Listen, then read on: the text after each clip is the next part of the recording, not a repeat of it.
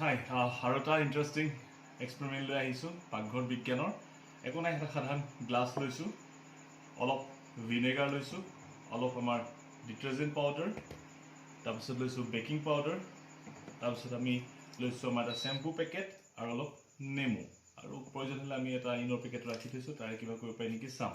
আমি প্ৰথমতে কি কৰিম, এই গিলাছটোত খালী গিলাছটোত আমি অলপ শ্বেম্পু দিম। এইটো শ্বেম্পু আমাৰ ছানচিল্ক শ্বেম্পু দিম। শ্বেম্পু বেছি নাছিলে, পেকেট এটা অকণমান আছিলগৈ, এইখিনি ছাফিচিয়েণ্ট হ'ব লাগে বোধ কৰোঁ। শ্বেম্পুখিনি ছাফিচিয়েণ্ট নহ'ব বুলিয়ে মই ইনৰ পেকেটটো লগত ৰাখিছোঁ, কাৰণটো মই পিছত ক'ম। এতিয়াই কৈ দিছোঁ, আমাৰ শ্বেম্পু সাধাৰণতে ক্ষাৰকীয় গুণসম্পন্ন হয়, শ্বেম্পু চাবোন এইবিলাক, আৰু ইনতো আমাৰ এলকালিন হয়, মানে ক্ষাৰকীয় হয়। গতিকে ইয়াৰ ক্ষাৰকীয় গুণটো বঢ়াবলৈ আমি শ্বেম্পু দিছোঁ। আমি সুদা শ্বেম্পুটো দিয়েই চাওঁ।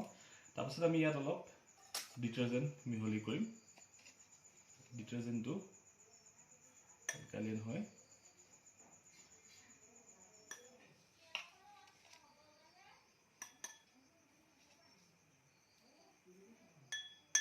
অলপ মিহলি কৰি লওঁ।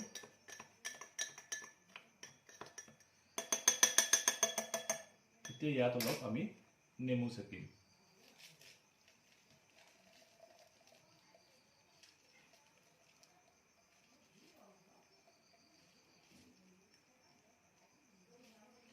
ঠিক আছে, এতিয়া নিদিলেও এক্সপেৰিমেণ্টটো হ'ব, তথাপিতো আমাৰ অলপ বহুলোৱা কৰিবৰ কাৰণে এক্সপেৰিমেণ্টটো আমি অলপ ইয়াত বেকিং পাউডাৰ দি দিওঁ। ঠিক আছে, ছাফিচিয়েণ্ট। এতিয়া টানটানা আমি এতিয়া ইয়াত অলপ ভিনেগাৰ দি দিম, চাওঁ কি হয়।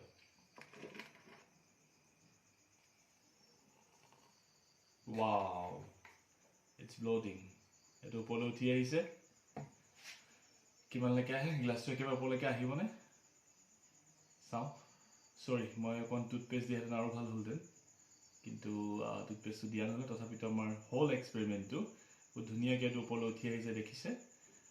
মানে ফেনে ফুটুকাৰে একেবাৰে প্ৰস্ফুটিত হৈ ইমান ধুনীয়াকৈ ওপৰলৈ উঠি আহিছে, একেবাৰে বাগৰি গৈছে মুখেদি।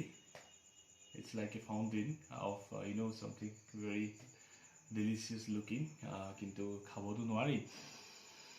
গোন্ধটো কিন্তু ভাল আহিছে। শ্বেম্পু, ডিটাৰজেণ্ট, আমাৰ বেকিং পাউডাৰ, ভিনেগাৰ চব লগ লাগি এটা বেলেগ ধৰণৰ ককটেইল হৈ গৈছে, কিন্তু ভাল লাগিছে। একচুৱেলি এইটো কি হয়, ইয়াত মই প্ৰথম শ্বেম্পু দিছিলোঁ, তাত আমাৰ বেছ আছে, সম্পন্ন হয়।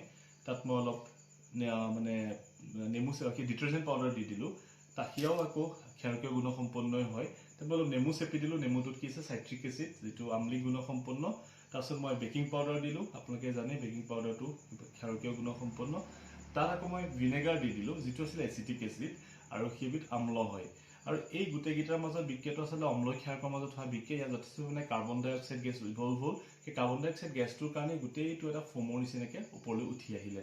গতিকে এইটো এটা বহুত ধুনীয়া বিক্ৰিয়া। আপোনালোকে মানে আপোনালোকৰ সন্তান সন্ততি বা ছাত্ৰ ছাত্ৰীক দেখুৱাব পাৰে, এটা ভাল লগা বিক্ৰিয়া।